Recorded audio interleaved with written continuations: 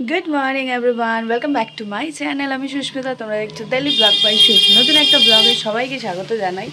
আর এই ফোনে কেমন আসছে, কোয়ালিটি কি আসছে আমাকে একটু বলো, ভয়েসটাও কেমন আসছে সেটাও বলো। এটা নতুন ফোন, কি ফোন কিনেছি পরে বলবো, কারণ আইফোনটা সারাতে অনেক টাকা বাজেট পড়ে যাচ্ছিলো, তাই ভাবলাম ওই টাকা দিয়ে সারানোর থেকে নতুন কিনে নেওয়া ভালো। তো নতুন কিনেছি, কি ফোন কিনেছি একটু পরে দেখাচ্ছি, এখন না, জাস্ট সকালে ব্লগটা ইন্ট্রো দিচ্ছি।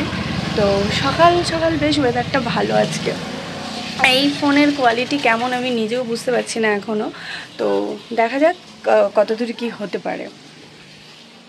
সকালবেলা উঠে না নিজের উপরে কোনো রকমভাবে কিচ্ছু করা হয় না, খাওয়াও হয় না, সেই দুপুরবেলা ভাত খাওয়া হয়। তাই আমি ভাবলাম আজকে একটুখানি নিজের খাবারটাও বানিয়ে নিই। তো ম্যাগি বানিয়ে নেওয়ার সাথে সাথে ফিটারটাও স্টেরিলাইজ করে নিচ্ছি।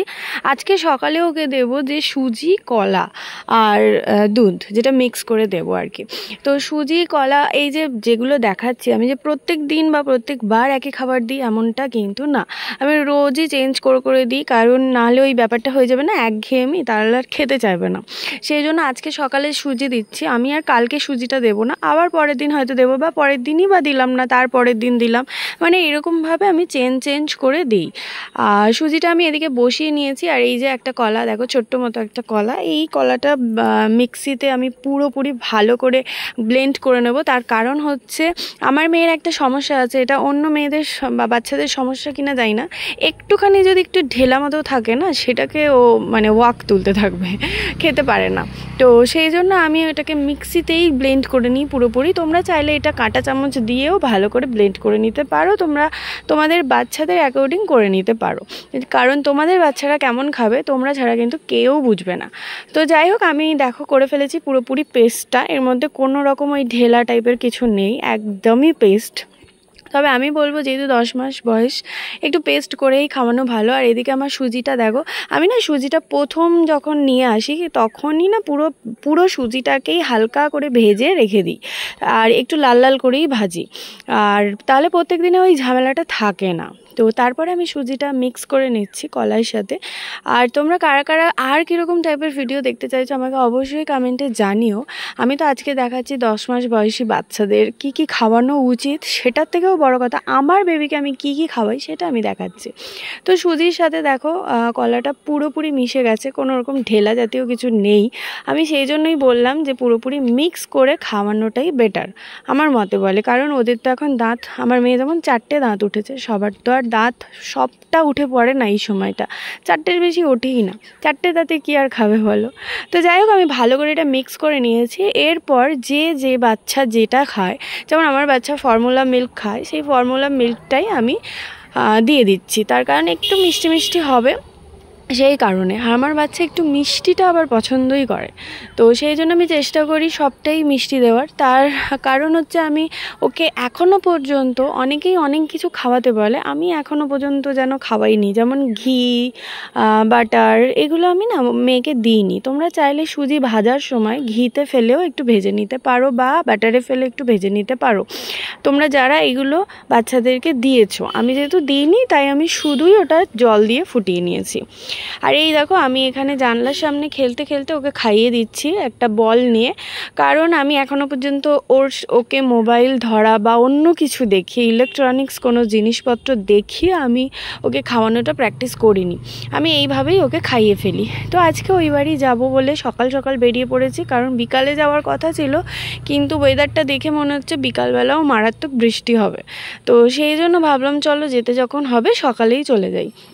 তারপরে যতবার ও দুধ খেতে চাইবে আমি ততবারই দুধ দিই, তবে যতবার বলছি মানে আমার একবার, কোনো দিন হয়তো দুবার মিডিলে দুধ খায়।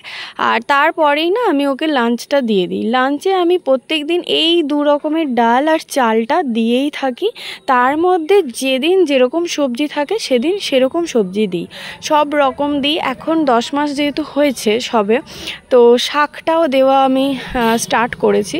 আজকে আমি একটুখানি দিয়েছি শুধুমাত্র আলুটা আমি ওকে কমই দিই, কারণ মিষ্টি আলুটা আমি ওকে বেশি দিই। তো আজকে ভাবলাম একটু আলু দিয়ে করি, আলুটা দিই না বললেই চলে। তো দেখো আমি প্রথমে একটু ধুয়ে নিচ্ছি, নেওয়ার পর কিছুক্ষণ আমি ভিজিয়ে রাখার পর তারপর আমি মানে ইয়েটাকে রান্না করতে বসাই। তো এই দেখো আমি একটু ভিজিয়ে রেখে দিয়েছি কিছুক্ষণ। এই যে তারপরে আমি একটু ঝিঙে অ্যাড করেছিলাম, সেটা তোমাদের সাথে আর শেয়ার করা হয়নি। এই যে ঝিঙেটা দেখতে পাচ্ছ, ঝিঙেটাও অ্যাড করে দিয়েছি আজকে। আর প্রেশার কুকারে তোমাদের বাচ্চাদের যদি ঘি বা বাটার খেতে পারে আর কি, তো তোমরা ওটা প্রথমে প্যানে ঘি দিয়ে দেবে বা বাটার দিয়ে দেবে, তারপর এটা দেবে, দিয়ে একটু ভেজে তারপর জল দেবে। আমার বাচ্চাকে যেহেতু আমি কিছুই এখনও পর্যন্ত দিইনি, সেই জন্য আমি জাস্ট ওটা প্রেশারে দিয়ে হালকা জল দিয়ে দিই, আর হালকা পরিমাণ মতো একটু হলুদ দিয়ে দিই। হলুদটা না দিলে কি হয় বলো তো, ওই খিচুড়ি ব্যাপারটা তো হয় না। ফার্স্ট কথা, আমি হলুদটাও দিতাম না 6 মাস থেকে 8 মাস পর্যন্ত, আমি হলুদটাও দিইনি। কিন্তু তারপরে যখন সবজি অ্যাড করতে থাকলাম তখন হলুদটা আমাকে দিতে হতো, না হলে একটা খুব বাজে একটা দেখতেও লাগতো, আমার মেয়ে খেতেও চাইতো না। তো দেখতে পাচ্ছ চাউমিন না ম্যাগির মতো চালগুলো বেড়ে গেছে, এটা দেখে আমার ভীষণ হাসি পায়। তোমরা যেমনভাবে চাইছো পেস্ট করতে পারো, আমার এটা দিয়ে না ভীষণ সুবিধা হয়। ছোট্ট যে হামানদিস্তি হয় মশলা গুঁড়ো করার, মা ওটাতে মশলা গুঁড়ো করে না। আমি ভাবলাম চলো কিছু তো একটা কাজে লাগবে, আমি আমার কাজেই লাগিয়ে দিলাম। তো আমার মেয়ে এইরকম টাইপের ঠিক খেতে ভালোবাসে। এতে হয়তো একটু জল পরে মেশাবো, সেটা লাস্টের দিকে খাওয়াতে। তো লাঞ্চ মোটামুটি রেডি। হ্যালো, তো এই যে দুপুরের লাঞ্চ হয়ে গেছে, এবার করবে স্নান। এইবার অনেকে ভাববে যে স্নান করিয়ে কেন খাওয়াই না। অ্যাকচুয়ালি ওর স্নান করার পর এত জোর ঘুম পেয়ে যায় যে ও কিছুই খাবে না তখন, সেই জন্য ওকে আমি আগে খাইয়ে নিই, তারপর স্নান করিয়ে নিই। তো টাটা বলে দাও তো, টাটা টাটা টাটা। মানে ঘুমে এখন থেকেই ওর মানে অবস্থা খারাপ হয়ে গেছে। আর হ্যাঁ, আমরা চলে এসেছি, আর আসার পর আসার পর বৃষ্টি, এই দেখ আসার পর জোরদার বৃষ্টি চলছে আর কি। তো স্নান টান করার পর নিশ্চয়ই ওর মুখটা দেখে বুঝতে পারছো কেন আমি স্নান করার আগে ওকে খাইয়ে নিই, কারণ ওর অবস্থা ঠিক এরকম থাকে, মানে কোনো আর ধৈর্য থাকেই না। তখন মনে হয় একটুখানি যদি ওকে ফর্মুলা মিল্ক দেওয়া হয় এক্ষুনি চোখের পাতাটা বন্ধ করে দেবে, এতটাই ওর ঘুম পেয়ে যায় স্নান করলে। তো আর এই যে ওর রেগুলার রুটিনের যে ভিটামিন ডি 1 বছর পর্যন্ত ডক্টর দিতে বলেছে, সেটাই আমি ওকে দিয়ে দিচ্ছি। আর ও সুন্দরভাবে ওষুধটা খেয়েও নেয়। প্রথম দিকটা খুব জ্বালিয়েছে, বাট এখন ও বুঝে গেছে এটা খাওয়াতেই হবে। আর প্রত্যেক দিন যেখানে কুকর্মগুলো করে বেড়ায়, মানে নাকের কাছে কেটে ফেলে, চিড়ে ফেলে, কানের মধ্যে চিড়ে ফেলে আঙুল দিয়ে, সেই জায়গাগুলোতে আমি প্রত্যেকটা দিন সময় পেলেই ওষুধ লাগিয়ে দিই। তাই আমি ওকে ওষুধটাও লাগিয়ে দিচ্ছি। এইবার ম্যাডাম ঘুমাবেন আর কি, তো ওকে ফর্মুলা মিল্ক দিয়েই তারপরে অল্প, এখনও 3 আঙুশের মতোই খায়, এর বেশি বাড়িই নি ওর খাওয়া। তো সন্ধে হয়ে গেছে, সন্ধে হয়নি এখনও বাকি আছে। তো এই ফোনের না অনেক কিছু প্রবলেম আছে, যে প্রবলেমগুলো আমি ঠিকঠাক নিজের মতো করে হ্যান্ডেল করতে পারছি না।